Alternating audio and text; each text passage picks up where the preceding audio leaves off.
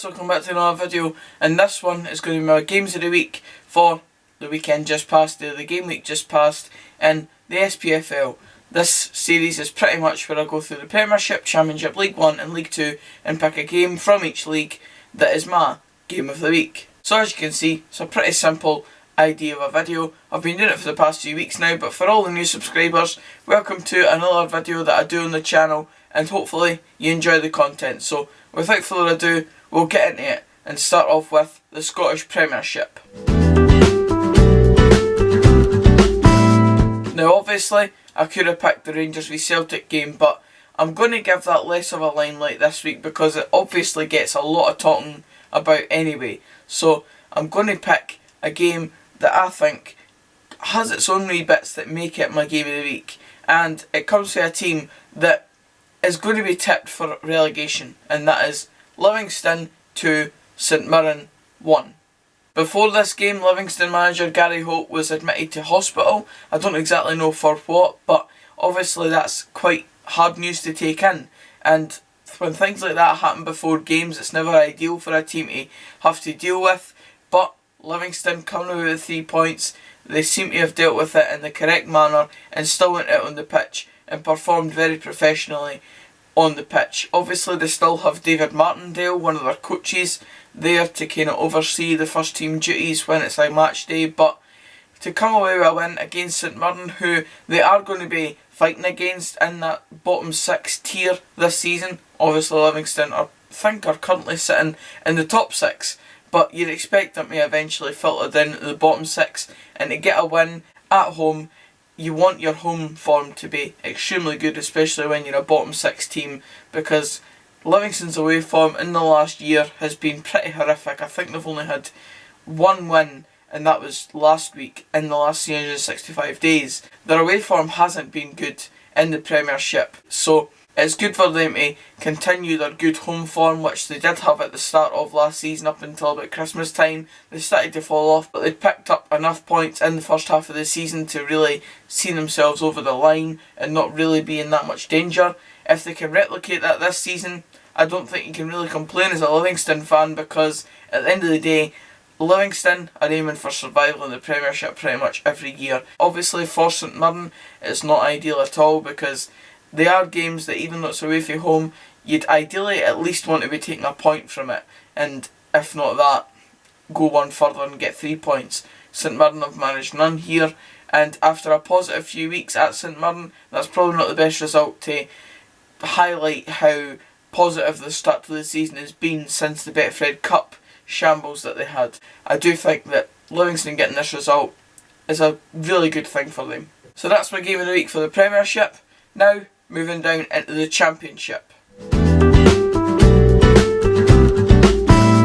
Now, honourable mentions for this week's game of the week in the Championship have to go to Inverness 5, Morton 0, because that's just an absolute scudding. One result that we just didn't expect to see, and you didn't get many 5-0s in this league. Another game I'm going to give credit to is Partick Thistle 2, Ayr United 3, because obvious reasons, red cards, goals, you can't complain with any of that. Chris Doolan coming back to Partick and scoring the goal that he did to get the equaliser. But my game of the week, it's so obvious, it's got to be the Dundee Derby.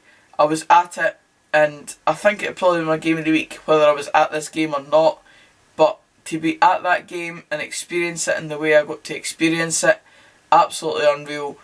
Scenes that I'll probably never see the likes of again, unless Dunfermline are embroiled in like some mad promotion battle with Falkirk and it goes down to the last day.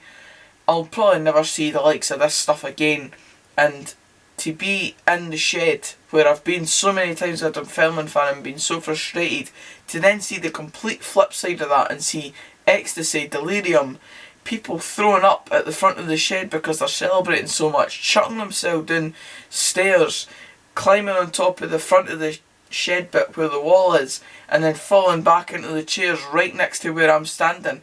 It just had it all, and that's exactly what I pictured a Dundee Derby to be.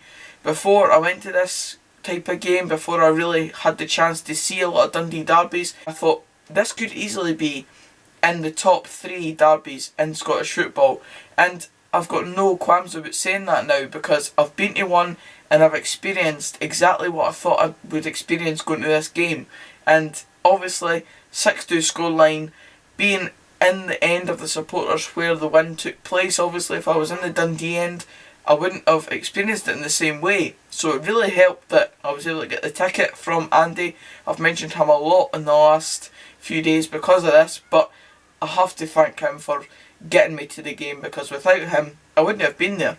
But aye, the Dundee derby, unforgettable for me, and it's without a shadow of a doubt, even though I've given the other games mentions, this is without a shadow of a doubt my game of the week for the Championship, and I think you can all understand exactly why that is. And swiftly moving on down to League One now. For me, there's only going to be one answer this week, and even though Dumbarton have picked up yet another win, I've given them so much credit in the last few weeks that someone else needs a bit of limelight. So for this one, we're going to talk about another derby, and that's the Fife derby win for East Fife at home to Raith Rovers, where they picked up a 4-2 win against the local rivals. I joked in the last word yesterday that this was the wee Fife derby, and it wasn't a Fife derby if the Pars weren't involved. Of course, that was a tongue-in-cheek comment, and ultimately it is a Fife derby regardless of who's involved, but the big ones are definitely when the Pars are involved. I have to get my own wee bit in. However, I digress. A win in the Fife derby for East Fife is going to be a massive shot in the arm for them, and the fact that they're almost pretty much top of the league with a game in hand is going to be noted down as another fantastic start to the season by Darren Young's side.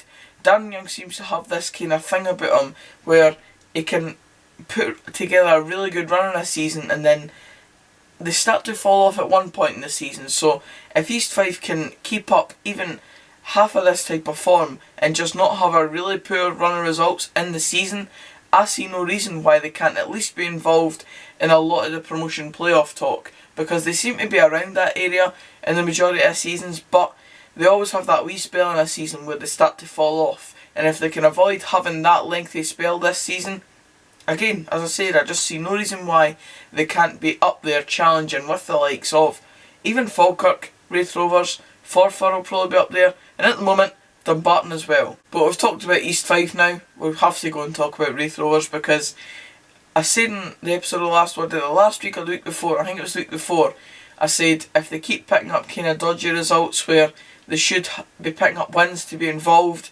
in the promotion chat, they can't afford it, and they've repeated another one here. Obviously it's a derby, everything goes out the window, etc, but Raith Rovers fans won't be happy with this type of result, and the only reason why no team is really pulling away with it like your Falkirk should be doing at this point is because everyone else is starting to not really pick up the results you'd expect them to pick up. It's a disappointing result for Raith Rovers. As I've said, a massive result for East Fife, because it's the type of results that they are going to really enjoy throughout a season, and whether they make it into the Championship via a promotion place in the coming season, into next season, they'll look back on results like this and really appreciate it for what it was at the time. And now finally this week, we're going to talk about my game of the week in Scottish League 2. I tend to go for goals in my game of the week picks, and this one is no different. Elgin City 3, Edinburgh City 3.